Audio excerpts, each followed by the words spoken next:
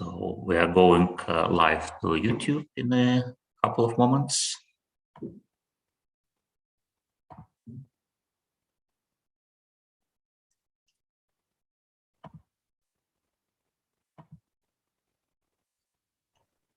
So we are now. And I'm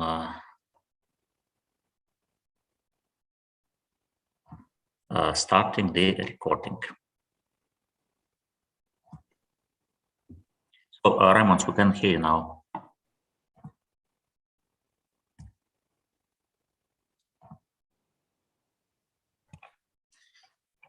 So hello everyone. Super happy to see you on our new lecture of our webcast series. As I mentioned before, unfortunately yesterday we couldn't do this. I'm really happy that quite some participants have managed to make it also today.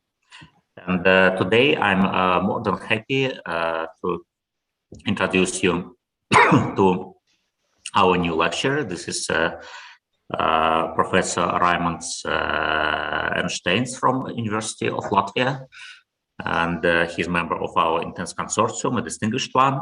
And today he will speak about one of his successful projects where he started to analyze, attempted to analyze environmental behavior at the level of local communities. You know that this topic is super important. Environmental policies and management actions, they work only as long as there is a support from people who are supposed to be involved in this. So, Raimons, the floor is yours. I suggest that we start now.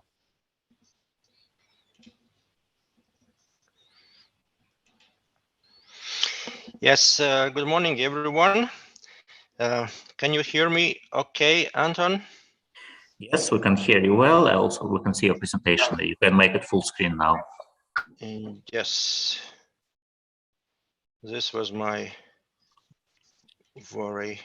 So, now it's okay? It's still not full screen yet. It is, because I have full screen now, myself. Probably it should be a different way you share it. Okay. Let's try again. Let's try Probably you again. can stop sharing and share using different setup. And yeah, now? now it is full screen. Very nice. So thank you a lot. Can you see it now? Yes, now we can see it very well. Please go ahead.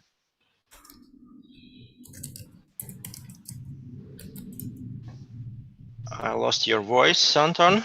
Can you see it now? Yes. Yes, everything is fine. Yeah. Yes.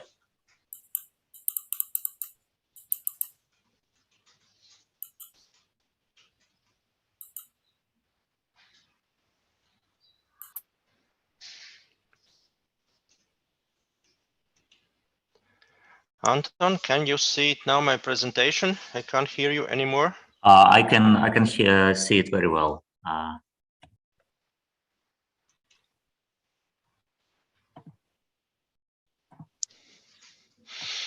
Colleagues, if anybody else can answer my question, can you see my presentation? Can you hear my voice? Yeah, I can see and hear your voice.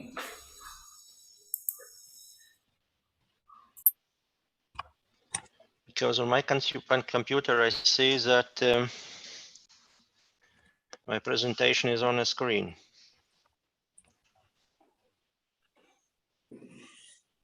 Can see and hear you very well. Okay, I've got a note. Good. Thank you, colleagues. Then let's go for presentation itself. For presentation itself, just I lost it.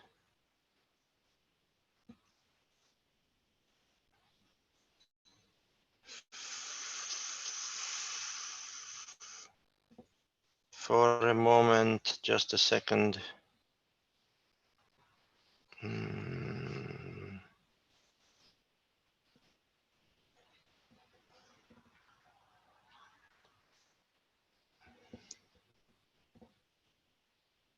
Yeah, sorry, I can open. What's going on?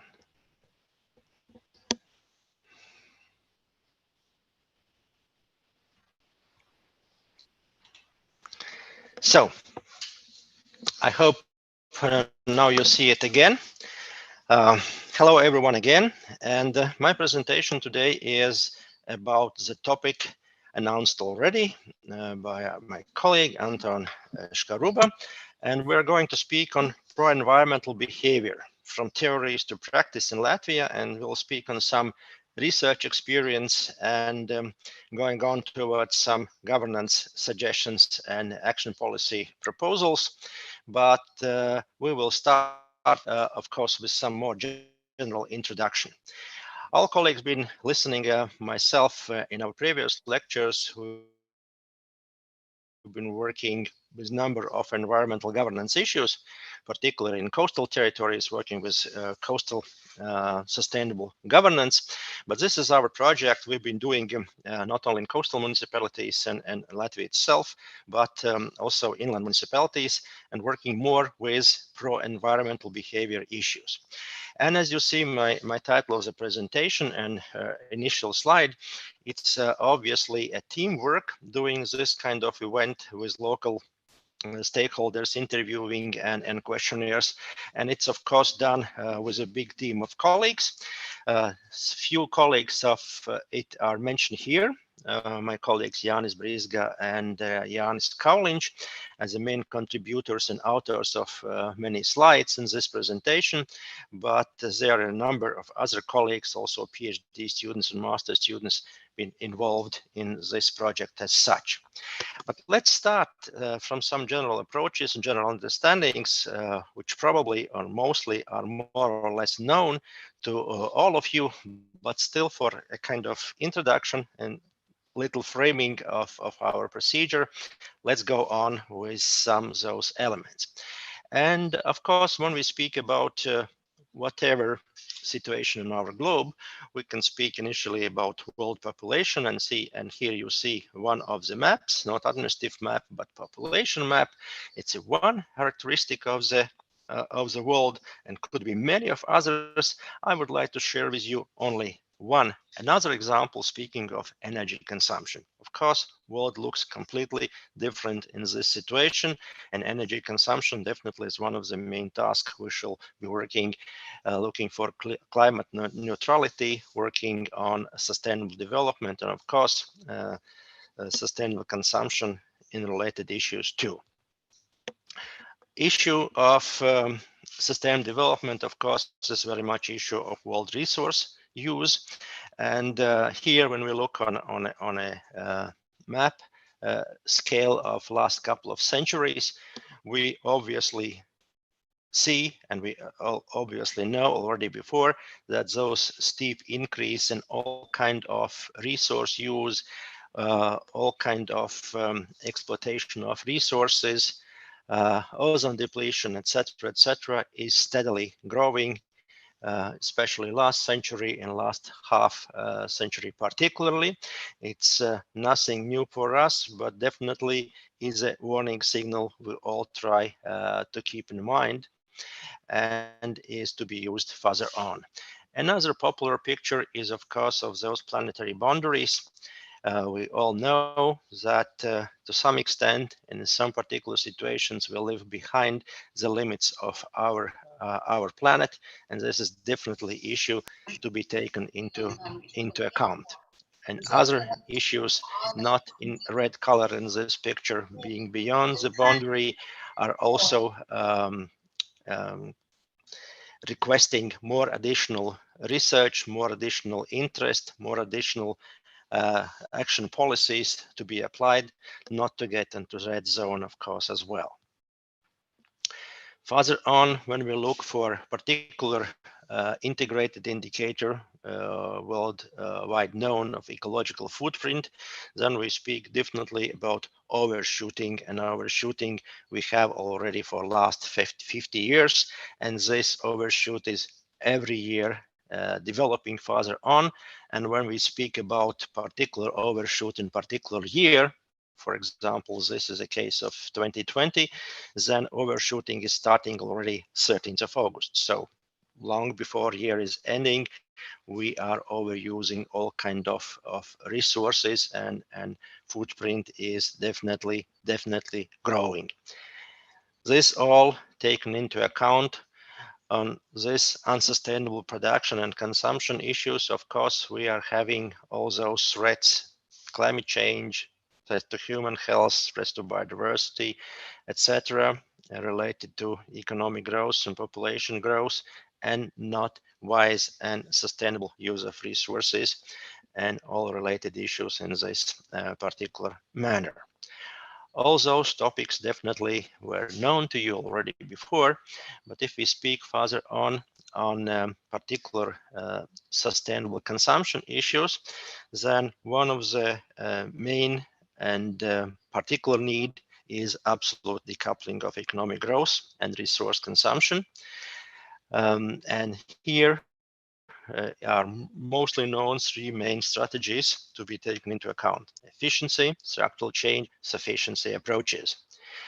This we can keep into account also whatever environmental governance, sustainability governance being studied, international level, national level, regional, local particular cases is to be taken into account as well. And speaking for particularly necessary systemic change and really as deep as possible innovation processes and instruments, we all know we shall think on green growth, green products, new innovative market instruments, eco-efficiency approaches, in order to deliver the structural change to our economic, normative, and social systems, as well as improve Earth's ecological productivity to reach one planet living possibility and potential. Definitely important is issue not only international level, but particularly of every one of us. When we speak on individual level, we often speak on three dimensions: material dimension, social dimension, moral dimension. And the issues here is also clear. We are in need to practice sustainable values. We are in need to develop and to live in sustainable communities, and sustainable lifestyle is very important approach for us, looking for climate-friendly infrastructure and technologies to be employed. Continuing of that individual approach and individual's role in planet's sustainable development, we are coming to such issues as value action gap, well-known approach. And when we speak of particular personalities, individual people, then we often face a situation that more than 60% of people say that they care about environment. Looks good, but unfortunately only around 15 or more people, percent of people are really living and acting in sustainable way. So there's definitely this gap between our understanding, feeling, and practice outsaying with practicalities in work as such. So individual aspects are very important in the situation: attitudes, abilities, economic stimulus, information. Of course, social aspects, social norms, cultures, social institutions, community initiatives, and definitely we can't change our practical activities very deep and on regular base without material aspects: infrastructure, technology, and products. So the issue is to overcome this value action gap. And unfortunately, this is not the only gap we shall think of and to overcome. Of course, here we are relying on different behavior theories. A couple of them are mentioned here, like rational choice theory, social psychology, social practice approaches, and systems of provision. We can speak about different range of more theories and issues behind to help us to understand social behavior, behavior of different particular groups, interrelation between behavior and infrastructure elements, psychological aspects, social aspects behind it. And this definitely is an issue as a system, social ecological system we live in, and we shall deal and work with complex social ecological systems are definitely very complex, and studies should be very selective, very detailed, and targeting different population groups and social interest groups could be very particular, selective, and practice oriented to succeed in changing people's behavior, changing our behavior, and overcoming this value action gap in particular. When we speak about main consumption issues, then we speak mostly about three main so-called clusters, having more as 70 up to 80 and even more environmental impacts. And definitely we speak on housing, food and drinks, and third one, mobility and transportation issues. So those are three main clusters, three main content target groups we shall aim and work with, particularly when planning for sustainable consumption, sustainable production as well. Shortly about some elements of those three main clusters. When we speak about food and drinks in this situation, one of the examples always falls into my mind is this topic, water footprint. As you see of the figures, it's terribly much water resources we are using in our daily life if just one cup of coffee is costing us 140 liters. Not to speak about more specific issues, topics, and products to be used. The number of resources we use in everyday life is really enormous. This is just one example. Also, speaking about food issues, we speak about CO2 emissions, and in this situation, again, there's a number of products which are particularly having high emissions, both in production phase, when emissions comes in production process, as well as post-farm gate emissions, also still to be taken into account. And as you see in this picture, the most topical ones are lamb and beef, we shall particularly keep in mind, and then cheese, pork, including famous farm salmon, etc., down. So the issues of our food is also to be targeted in relation and remembering particular elements of sustainable necessity for sustainable production and as much as possible sustainable consumption. Also, when we jump up to the Latvia, I'm coming from one of the Baltic countries, we can see similar picture with those issues. It's a little bit more diverse when we speak about different products, but definitely as well all type of meat, pork, less maybe beef, etc., are dominating in food consumption, and relatedly also all the emissions in this situation. Obviously, it's also well-known approaches we shall be following is that main recommendation in this situation looking for sustainable food use is an issue of choosing food local, choosing it organic, vegetarian, healthy, and also seasonal. So clear recommendations. Again, the issue of implementation practice. Definitely it goes not so easy and not so direct.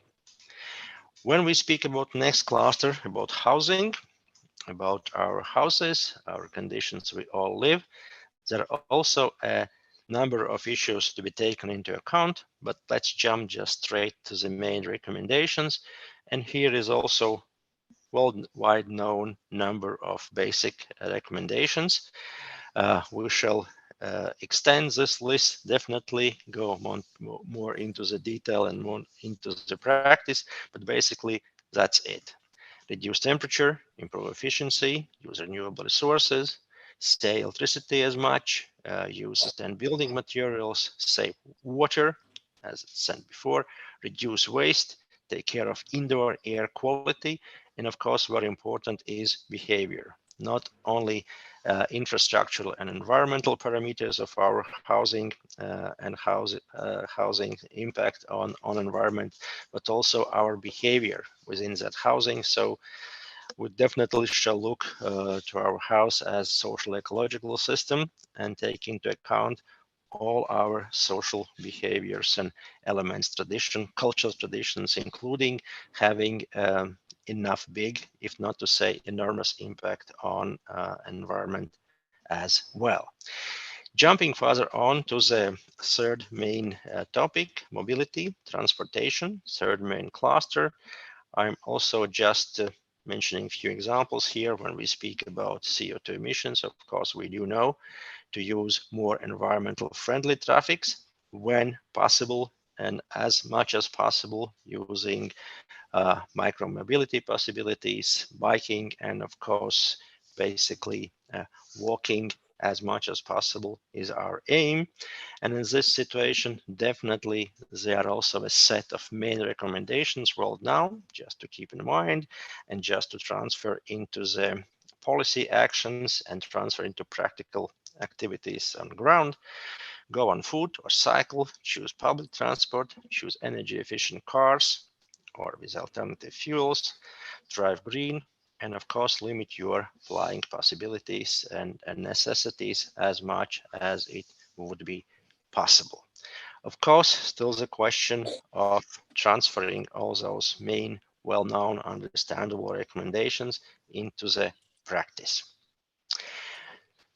Not only when we speak about all main stakeholders, particular decision makers, and all related planning documents and different other instruments, legislation acts, economic instruments, infrastructure instruments, and administration systems to implement all of that up. We still are coming at the end up to the communication instruments being very, very important, keeping in mind issues of sustainability information, sustainability education, sustainability participation, and sustainability friendly and environmental friendly behavior. So those instruments will always shall keep in mind and not only keep, but really realize into the practice. Jumping now closer to our research field and a practical study we did in our country, and we're starting with some states, and this is an issue of colors combining EU center countries, EU 15 countries with all three Baltic countries, Estonia, Latvia, and Lithuania. And you see here that after gaining our independence in early 1990s, we are actively developing more prepared, more systematically thought of environmental policies and their practical implementations, looking for sustainability issues in our countries, and we are approaching very much a level of EU 15. And in some cases, we even can manage it behind it, but still it's a lot of issue to be done in our countries being newcomers in European Union since we joined it in 2004. And here in this picture, you can see this per capita carbon footprint of our countries, starting from that early 1990, regaining our independence after very important and necessary collapse of Soviet Union with steady falling down of this capita, but then recreating our activities and actually could be easily seen that level is permanently and stepwise still growing. What again should be taken into account, but using particular selective elements, what is building structures of that carbon footprint itself. When we speak about particular projects, we've been realizing a couple of years ago in Latvia, we speak about national research program, and project was called Sustina. And we've been working on pro-environmental behavior, PEB, research, aiming, of course, to study the governance of complex social ecological systems and assess parameters of changes in society's values, actions, and loads change, looking for different contexts, factors, impacts, particularly at the municipal governance level, and looking for all set of governance instruments to be studied, to be understood, and to be used as wise as possible and as complementary as possible as theory and practice teaching us.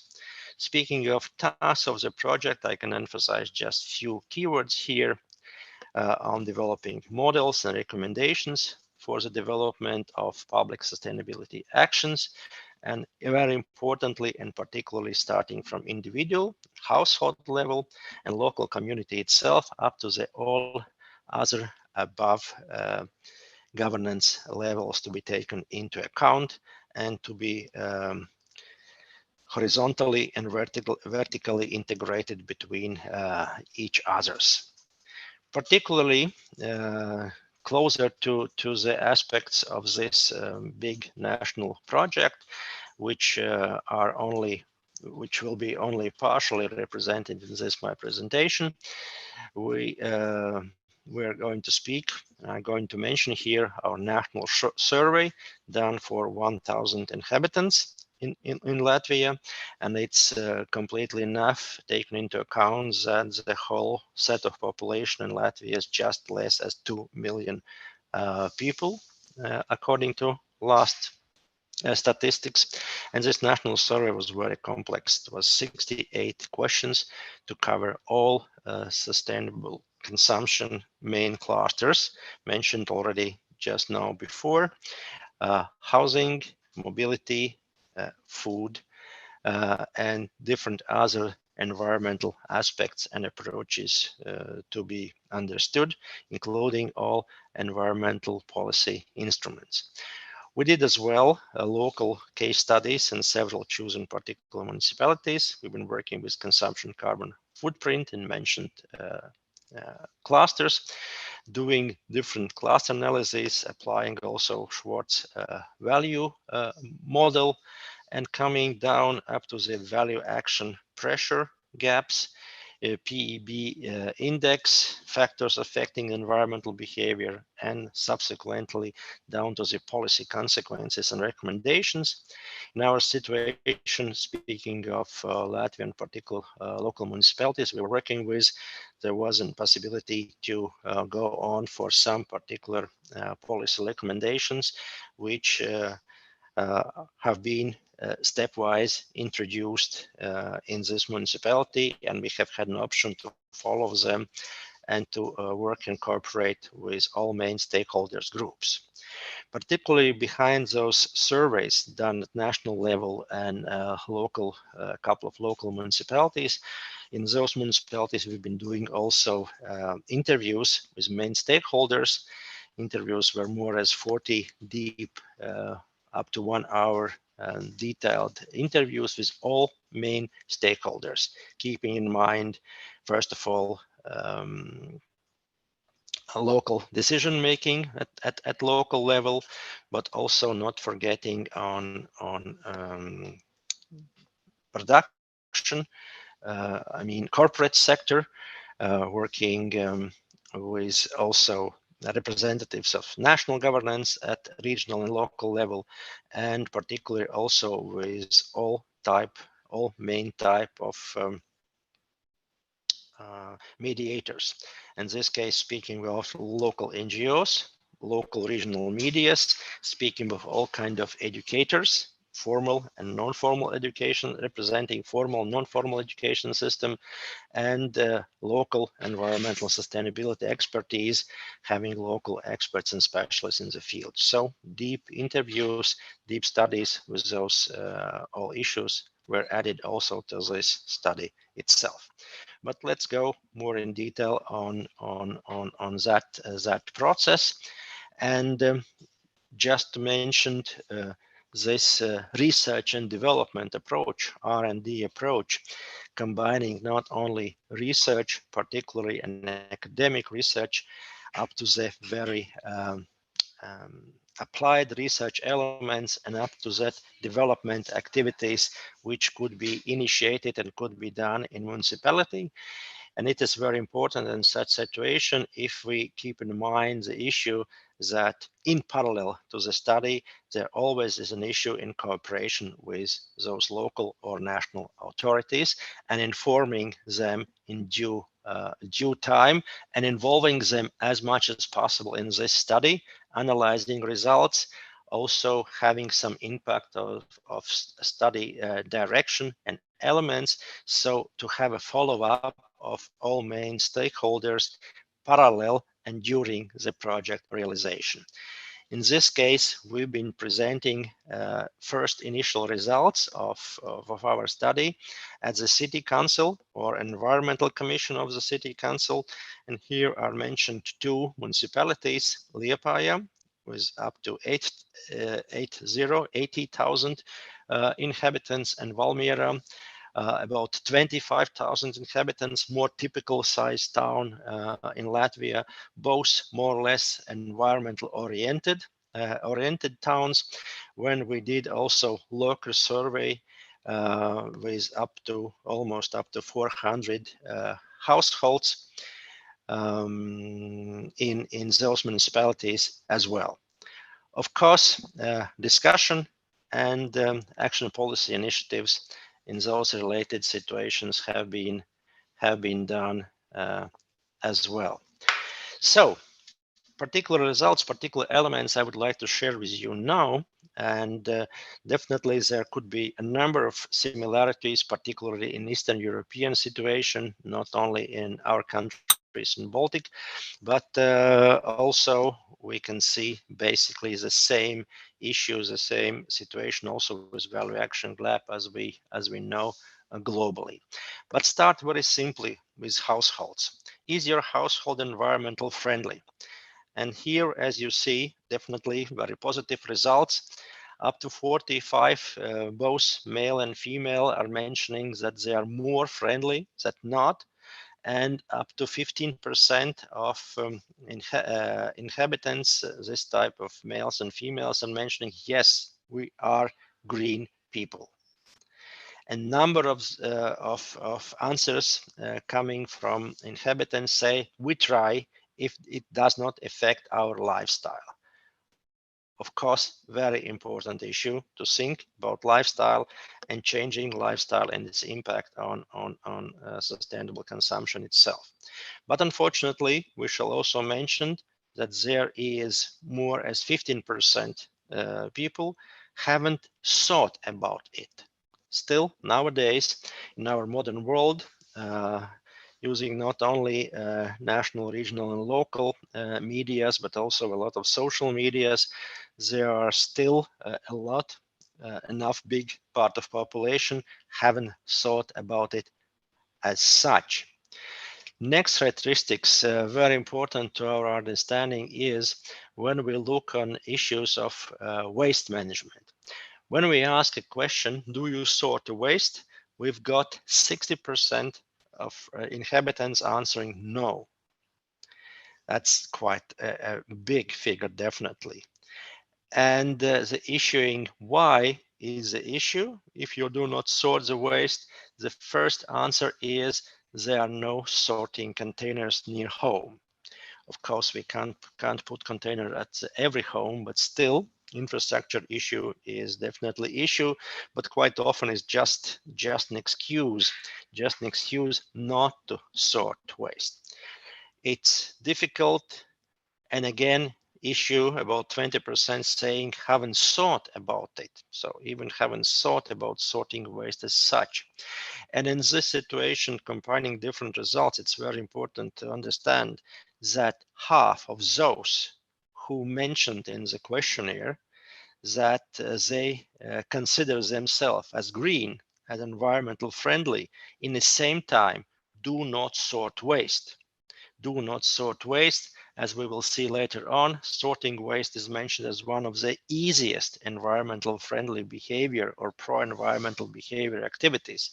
But if you say I'm green, I'm environmental friendly, and you are not, half of you are not sorting waste, it's definitely issue we shall keep in mind and think of that further on. When we look for a general carbon footprint, and here in the picture you see in relation to the age, then first of all, I shall mention those colors you can see here. Housing sector, lifestyle footprint, transportation, and nutrition in terms of food footprint. You see those are actually 4 main clusters, as mentioned already before, adding this lifestyle component to it. Of course, it's different to some extent with the age. And as you see, the biggest carbon footprint is in the range of the people's age of 25 up to 34 years.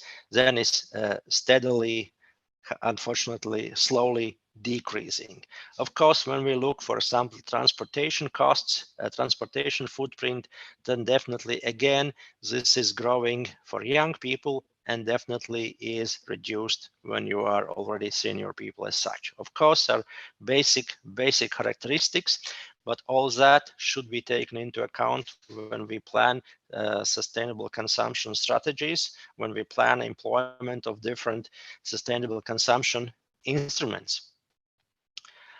Of course, the same picture when we look for carbon footprint in separate municipalities. Here again, we can see a domination of 3 main colors: food and drink, utilities, all infrastructure in yellow here, and green is transportation. All other aspects and services also mentioned here are much less having impact on carbon footprint. So again, those 3 clusters always to be kept in mind and always realized in practice when we are going not only for research, but particularly for action policies design. Obviously, when we look to different cities and towns used in this particular case, Riga is our capital town with about above 30% of all inhabitants living in our capital town. Then Ventspils is with about 35,000 inhabitants, and Salzgiris is with 10,000 inhabitants. Of course, we can see this proportion and this change of different clusters. When we look at the food and drink, it's more or less the same, but issue of utilities, of course, is decreasing when decreasing number of population and going more locally also to semi-urban areas. Transportation issue quite the same. All always again to be taken into account. Looking about Schwartz value system proposal, and this understanding been for decades used not only in the United States but in many other countries of the world, using the questionnaires and looking for all those values systematized by Schwartz. We can see a number of similarities all around the world, but of course, continents and regions and particular systems, also Eastern Europe, you can see it's basically to be seen also some differences. When we speak about Latvian situation, those are particular colored here. The dominant values coming out of our questionnaire looks like to be security, favor, and self-realization. And the least pronounced values are simulation, conformity, and power. So again, when we are designing sustainable consumption strategies and programs, we shall keep in mind definitely issue of values, which are more dominant, which are less dominant, and how we are speaking, how we are approaching society and particular interest groups, keeping in mind those value dominations and relations to, for example, PEB index and carbon footprint. We find a positive correlation with security as well with self-realization values. So very important to be introduced in all further studies and action policy design in our country. But we found out also negative correlation with hedonism, power, conformity, and tradition. It's again issue to be taken into account.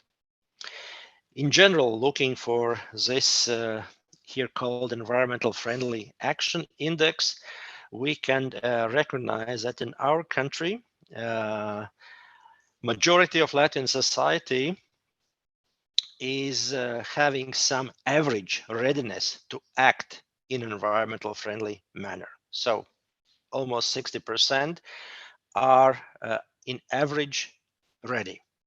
In the same time, when we speak about readiness to actively implement various environment-friendly actions, then it's just 1/5, 22% of population, and approximately almost the same number of people are not ready to do any serious activities related to environmental friendly behavior. So again, very simple figures, very understandable figures still to be taken into account when we plan any kind of sustainable consumption strategies. In very detail, reaching particular groups, reaching them with particular instruments, reaching with particular message, applying such an instruments and activities related to particular values. We could characterize different those target groups when we speak about. Next index to mention to you, which we were designing during our research, was that willingness to act. Willingness to act index, we call it. It's PEBs ranked by respondents' readiness for action. Readiness for action, and we colored it three standard colors.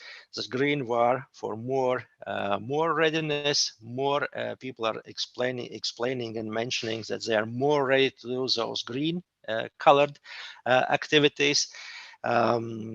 Medium level about those yellow colored, and very difficult is to go on for those in red colored activities. So obviously, as I mentioned before, first was mentioned that sorting waste is the most easiest way, and people are most ready to do the same situation. In the same time, you remember previous slides when we were discussing that that half of those people who mentioned they are more green, more environmental friendly, and at the same time they were not sorting waste. Eat more organic food. It's easy. Insulate housing. Choose energy efficient housing. It's also very positive activity people are ready to do. Improve knowledge of environment friendly lifestyle. Reduced amount of waste generated. So everything more or less around waste and housing activities, which are comparatively easy to do, not very much impacting our everyday used lifestyle. More difficult was next. Use renewable energy sources for heating. And obviously that's also issue of infrastructure. Influence others to act more environmental friendly, at least in family and neighbors and neighborhood. Use a more energy efficient car. Less driving, choose public transport. Walking more and cycling is also not the most preferable activities of persons to choose to do. Get more involved in public events related to environment protection. Still yellow color in this situation. But of course, most difficult to change behavior and to go on for following actions colored here in red. eat less animal foods, use less electrical appliances. During heating season, reduce the indoor temperature by a few degrees at least. Unfortunately, this also is a red issue. And particularly, the last issue, which is the most difficult, unfortunately, in our end, collaborate with neighbors, friends, share home appliances, cars, and more. So this collaboration issue, so important, and one of the most effective approaches could be used is, unfortunately, a last activity to be chosen for possibly getting greener of our households.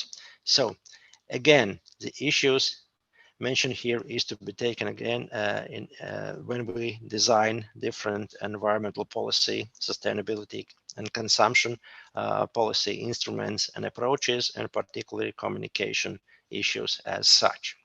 And as a result of our study was cluster studies, when we were coming to the result of 4 to be known clusters, actually, when we can organize all our responses we got in this 1009 questionnaires, and this is very simple classification.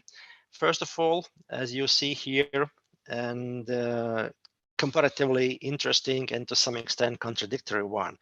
When we speak on number of population in our questionnaire to be adhered to particular cluster, then we see that cluster 2 in our situation is the biggest, almost 40% of households, and cluster 4, which is almost 30%.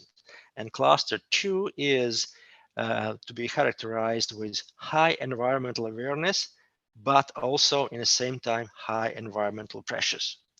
When we speak about cluster 4, we speak about low environmental awareness and high environmental pressures. So definitely interesting, interesting classification to our point of view, and it's again a help. It's again a model. It's again an approach. Again, an instrument for us when we are planning different sustainable consumption strategies and use of different instruments. So in this situation, we also can still mention that despite the relatively high environmental awareness of the majority of the population, at least as said by questionnaires, but also recognized to some extent into the practice, environmental pressures remain high. Continuing with gaps, I was mentioning already this value action gap in our situation. This is continuing, just said before, that in Latvian society, despite the theoretical readiness to act in an environmental friendly way, we see a significant discrepancy between this readiness and existing environmental awareness from one side and practice actions from other side. So people are ready to act, first of all, in words, and actions are following, not always. This is also a situation that in words we're more or less green, and important is that actually we are not only saying so, but very often we are really thinking so, and it's definitely a barrier we shall think planning sustainable consumption communication activities. But when we look further on, we're looking on so-called action load gap in this chain of values, actions, loads, impacts. And here we can see also a mismatch between actions people are really choosing, are unable to deliver significant reductions. So those activities people choose are not those ones which have the most environmental pressures. So we choose often those who have less or minimal environmental pressure. That's again issue to think of. And finally, speaking about the third gap, we speak about loads and values gap in this chain of value action loads.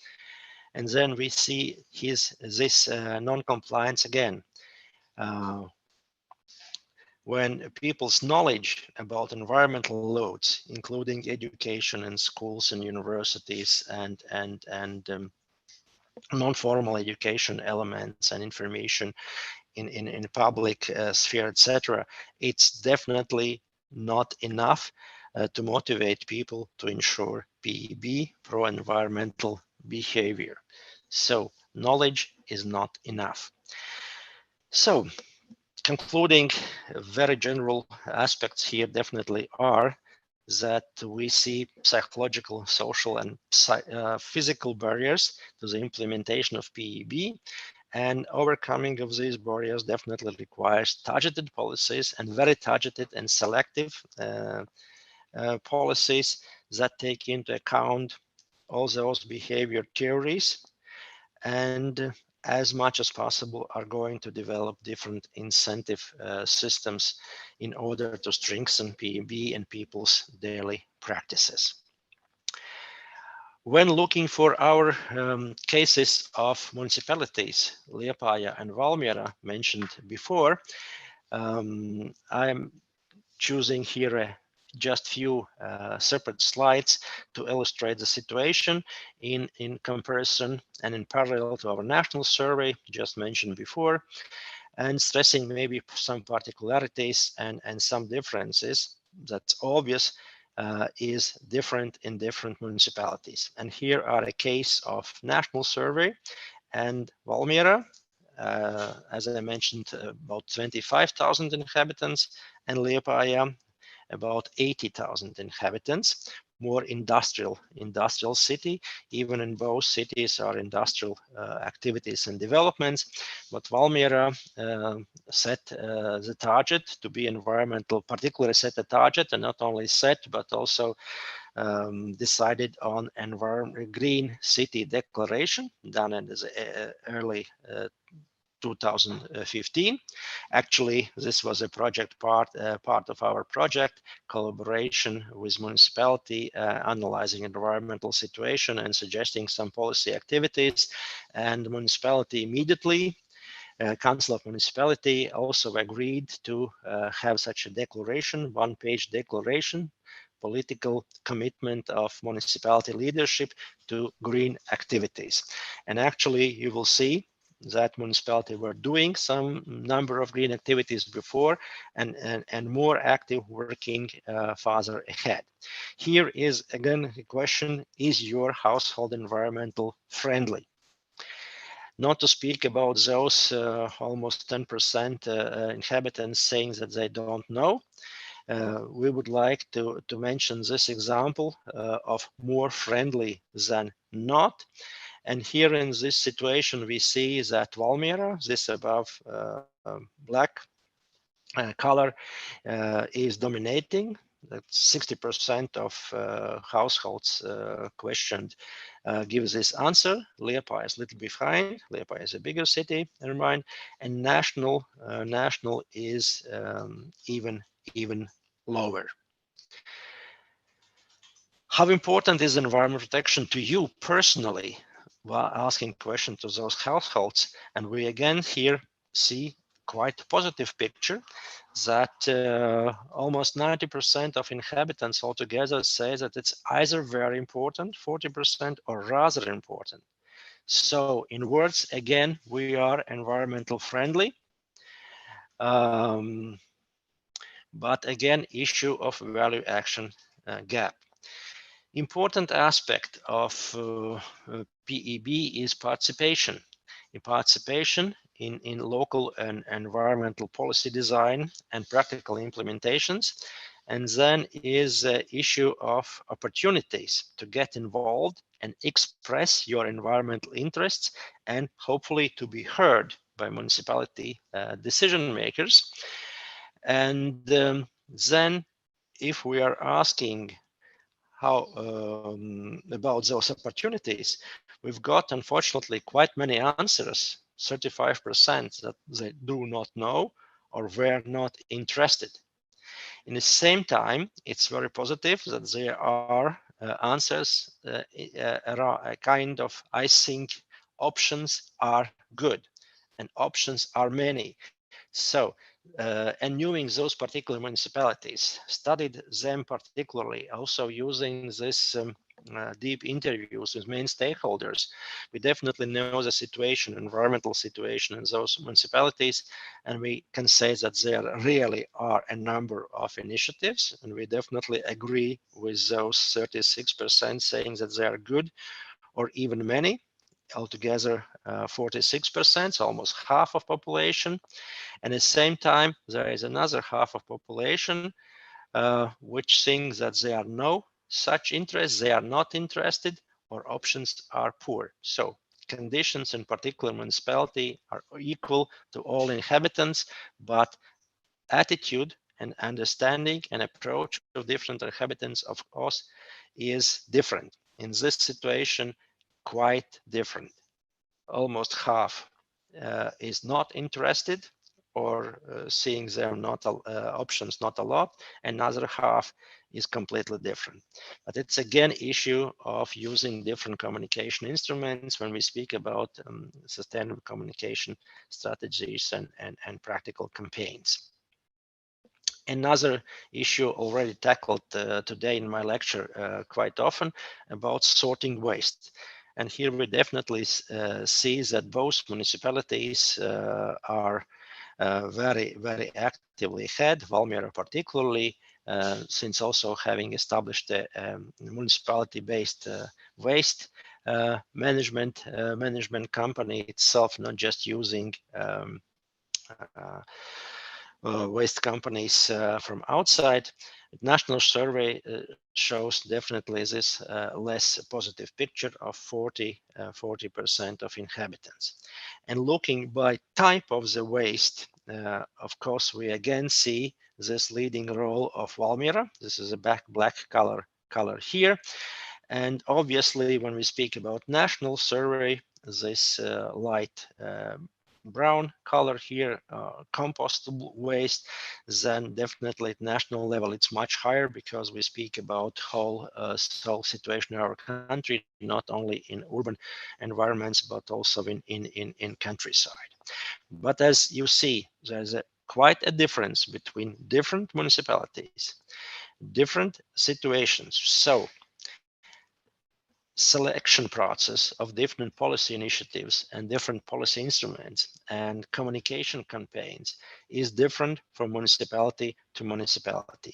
Even both are urban ones and with good part of industrial activity itself. So selective approach, very important.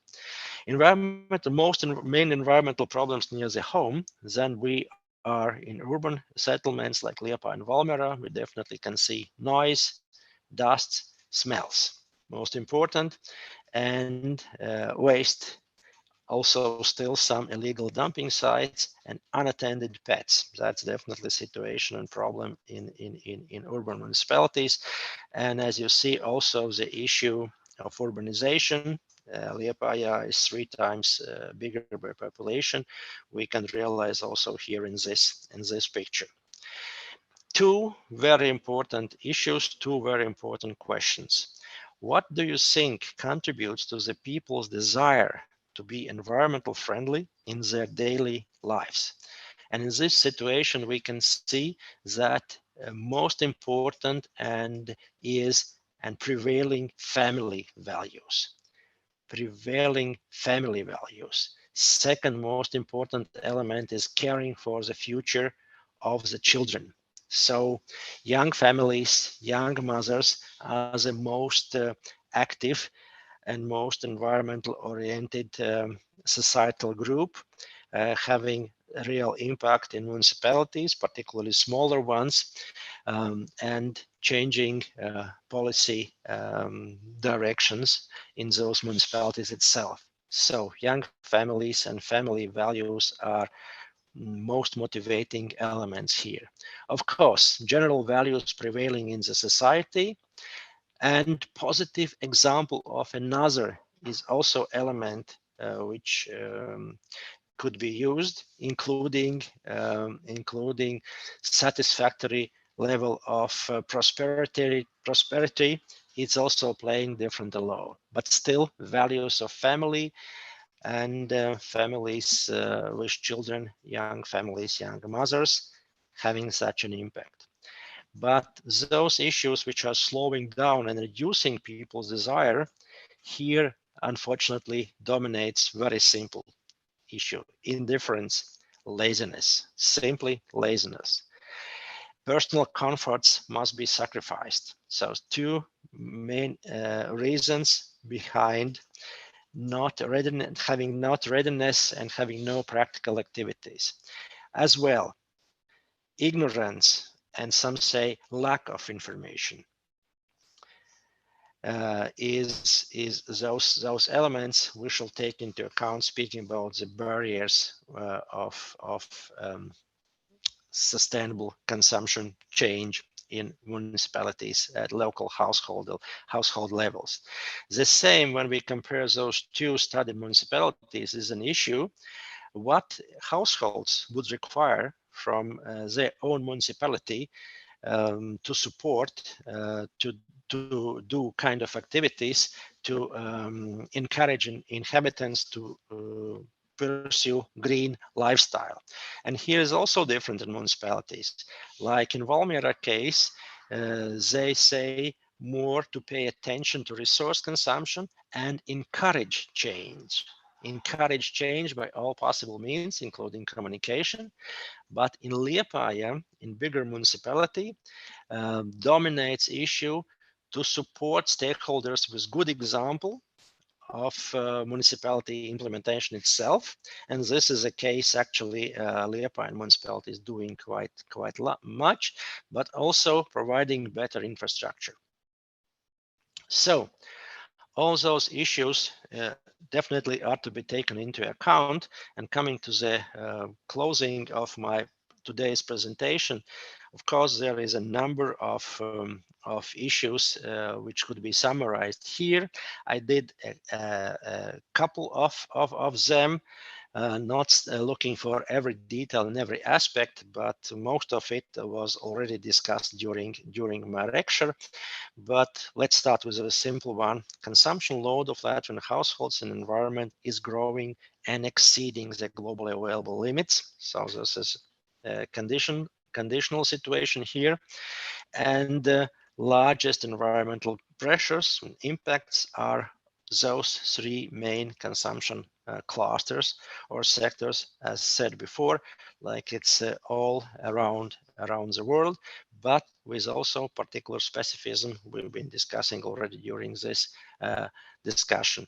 Unfortunately, most respondents consider themselves environmental friendly. I say unfortunately, because it's not satisfactory as not always is translated into pro-environmental behavior.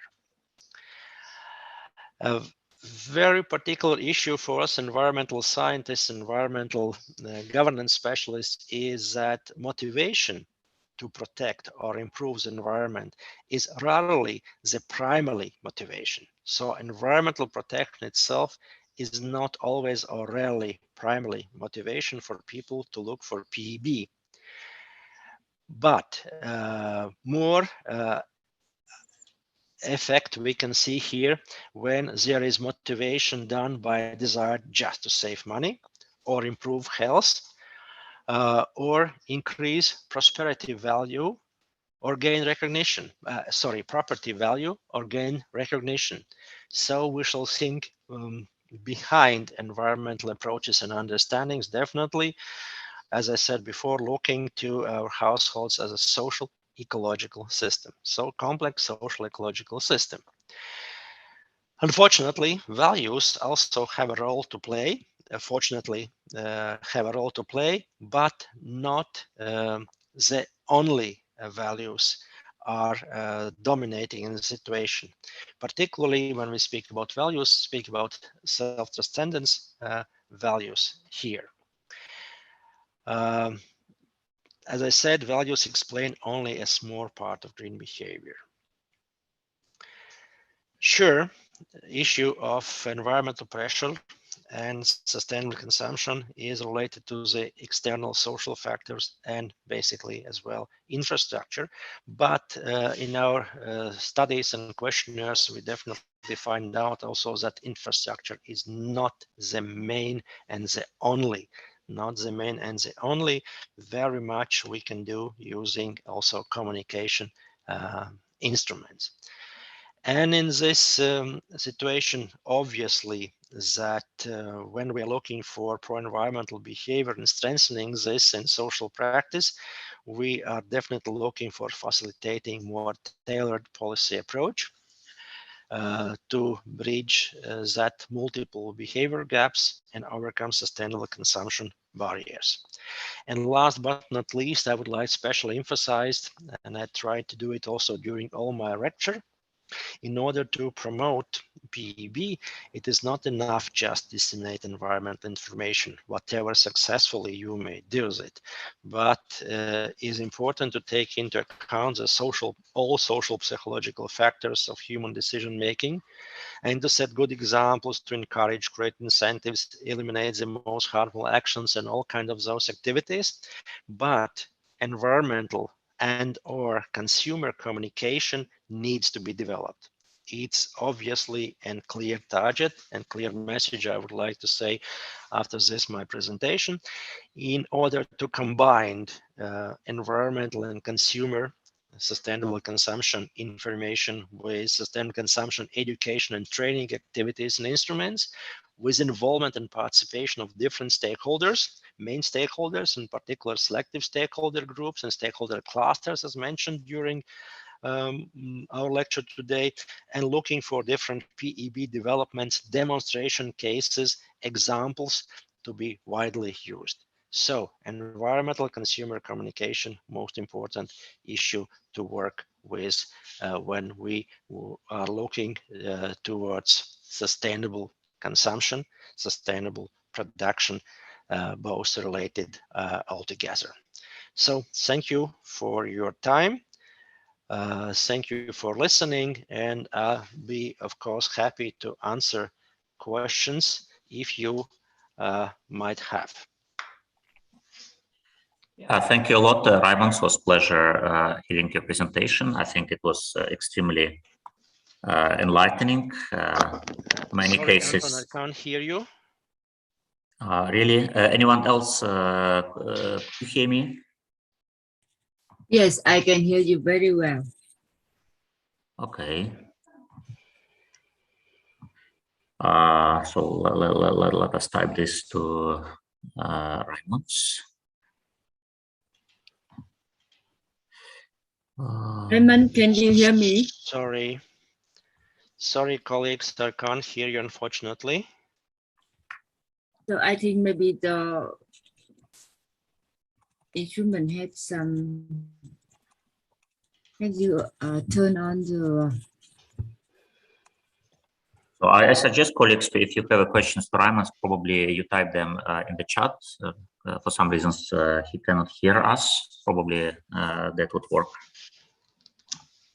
Unfortunately, something happened. I can't hear you. Oh, now I can hear probably. Oh, you can hear? Yes. Okay, fantastic. Sorry. So yeah. Thank you, Raymond, for your talk. It was very enlightening. I think many cases and many examples you presented, they were not only interesting, but also inspiring, both for research and for everyday behavior and consumption, and also for communicating the good of environment to other people. And now this is question time. Please, colleagues, go ahead. Luckily, Raymond can hear us, so you can ask your questions in voice. Any questions or maybe comments or maybe some comparisons with your own country and experiences and your research results? Whatever you prefer. Yeah, I think it's a nice opportunity for discussion. That's kind of things which are of interest to everyone. Please, Tai, you have a question? Oh, I don't have question, but I have comment. Very interesting research, Raymond. In Vietnam, we also have trouble of separate waste.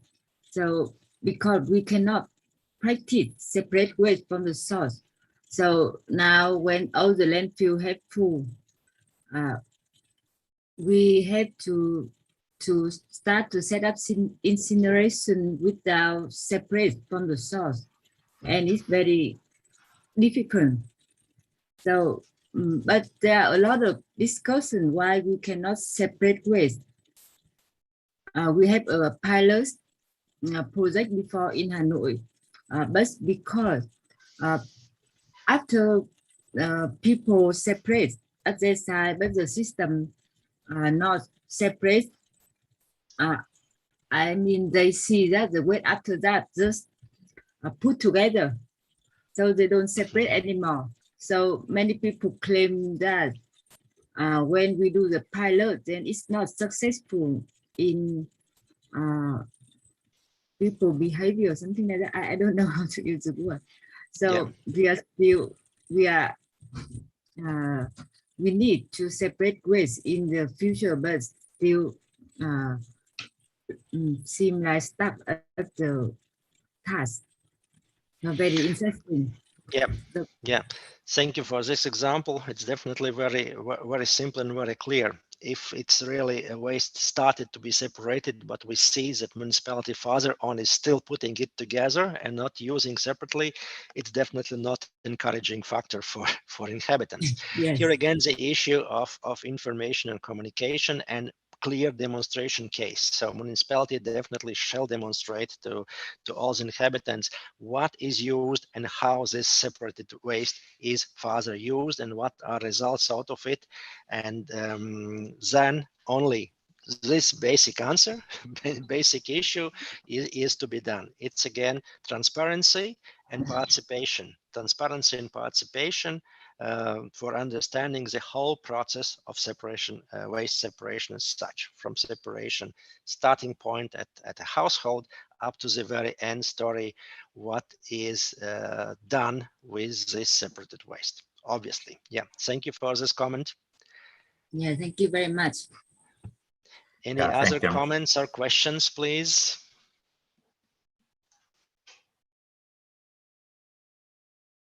Yeah, while you're thinking about your comment, I must tell that, yeah, indeed, the problem mentioned by Tai is very common in many cases.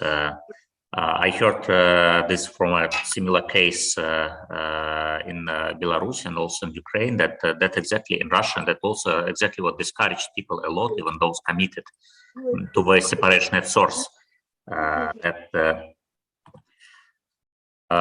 they just saw that they do the separation, then a car is coming and all the waste is pushed to the same container. So, like, indeed, this is the most discouraging thing. Yes, unfortunately, and if this is taking place not only with the general household waste, but for example, when it's done in a school, for example, school children or eco schools, particularly children being involved in waste separation, and waste is separated and waited for a waste management company to take it away, and the children itself see that this separation was completely useful, that it's put together in one container, definitely is discouraging. And working with young children, with school children, of course, is number one issue. If we can manage to convince and to involve school children in those waste separation activities, of course, they also do go home and are asking the same activity to their parents. Yeah, indeed, like school children, which is a super powerful driver. That's true. Super powerful, and it's unfortunately, I can call it even just a very important management instrument. So for municipality and for other local stakeholders, schools and NGOs, it's very important to work with school children, as impact is double or triple or even more. Yeah, indeed. And in your specific case, I think that's even a more discouraging thing for the teachers, because they're teaching the kids, explaining them how it's done and how it should be done. Then they're telling them, okay, now we see that how finally your separated waste are going to a good end, and then the whole like effort is ruined and the teacher like looks stupid. So nobody wants that, of course. Okay, colleagues, any other questions? May I one question? Please, Barhu, go ahead. I have one question about waste management.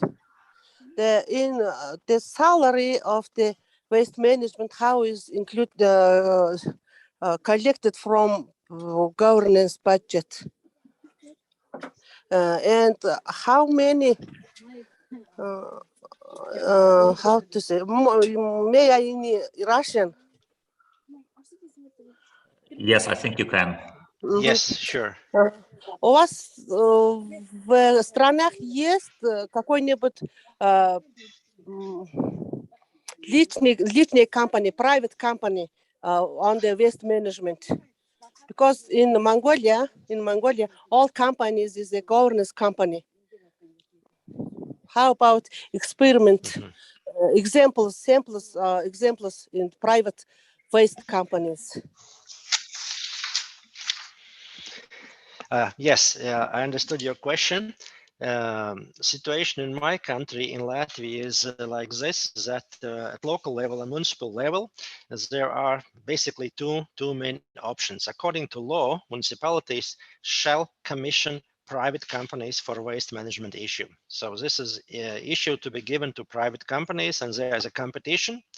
For each municipality organizes a competition, and winner of that competition, the private company, is then serving for a waste management of that municipality for a particular time frame. In the same time, there is another option. Actually, I see very number of good positive things after that municipalities itself are establishing municipal waste management companies. An example very much is exactly in Valmiera case I mentioned before, where the region of above 30 municipalities, small municipalities, made one joint waste management company. And I always use this example also for lecturing for my students, because they've been very wisely managed by that decision makers of those municipalities, in terms that this municipal waste management company even have had environmental communication division. There were 3 persons involved just for environmental communication, working with schools, working with kindergartens, working with municipalities, producing different education and training kits, organizing education seminars, doing competition of waste sorting in schools and kindergartens. So municipal waste management company was doing a lot of activities in communication, information, education, and demonstration cases. Now even they established by their waste disposal site, a landfill, they established an education center with open classroom with all the processes. So this is very important case when I mentioned to my students here that municipalities wisely can do this process as well. But as I said, basically and traditionally, Latvian municipalities are commissioning private companies for serving for particular waste management issues in their territories. Thank you, Raymond. Yeah. Thank you. But that's again issue, like raised also in this my presentation, participation issue. So if the local community can participate in decision-making process from one side, and another side is for controlling or looking for transparency of all this process, like transparency of waste sorting process and using of sorted waste, like participation in decision-making, what kind of approaches and what kind of requirements municipality are setting down for those private companies. Because one basic thing is collect the waste, but it could be done with different approaches, different selected selection measures, etc. So participation and to some extent control waste management process by local community is very important part of successful waste management. Like continuing answer to you, but Bar, for your case in Mongolia. Thank you a lot. I think we can take one very short question. Still there is one, and otherwise we run out of time.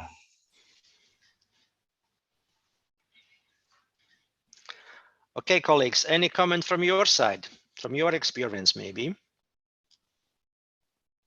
Speaking about pro-environmental behavior, waste is definitely one of the most important sectors, and to some extent one of the easiest sectors involved society, but as we just discussed and was presented in my presentation, not so easy. It's still a complex issue. The thing that again, like, amazed me a little bit, and I just thought I had different expectation from Vietnam. If we old people like myself or you, Raymond, remember back about the Soviet time, actually probably waste management, household waste management probably was the best thing about the Soviet Union, more or less. We had quite a few waste, and it was very successfully managed. Like there were numerous economic and non-economic incentives for this management, for the collection of paper, glass, this organic waste, and so on, and that basically worked. And just my expectation would be that in Vietnam, with it's basically communist way of governance, although indeed modified by modern times a lot, this problem would be somehow less burning, and yeah. Yes, sure. A number of things are very positive in all the histories, also in this situation, definitely. But it also was an issue of having much less access to different resources and dresses and food, etc. Especially packaging, I must say. Yeah, especially packaging. So availability of foods and options. And now we are facing much more problems being a democratic country and being all access and availability of different resources. So it generates definitely more waste, and it should be more selectively to be done. Yeah, and absolutely. For countries in growing countries, developing countries, that's very important. Take into account those historical and general country development processes. There are some specifics to be definitely taken into account, both in positive meaning and in negative meaning. Just selective approach is very important. And the times are very different, and that could be very difficult to apply some management tools that were extremely successful in the Soviet Union. For instance, recycled paper was exchanged for good books. I mean, who would be tempted nowadays, to do so? Yes, times are different. Okay, colleagues, in 7 minutes, I have next lecture with my students. I shall say thank you to all of you who participated, and I hope there was some insight, some general theoretical aspects and approaches, but basically experience from my country, which could be to some extent compared to your situations and maybe to some extent used both for research and for governments itself. Then I say to all of you, thank you. I shall be in 7 minutes in another room with my students. Yeah, thank you a lot, Raymond. Thank you again. I guess if you have any questions and we're shy to ask them now, please shoot an email to myself or Raymond, and Raymond is very approachable and answering very fast. So thank you again, and see you in a week on our next webinar serial lectures. If I'm not wrong, we're gonna hear Rob Youngman, one of the world's most renowned specialists in biodiversity conservation, and especially in such issues as connectivity of ecosystems. So see you all back then. Goodbye. Thank you very much. Bye-bye, everyone.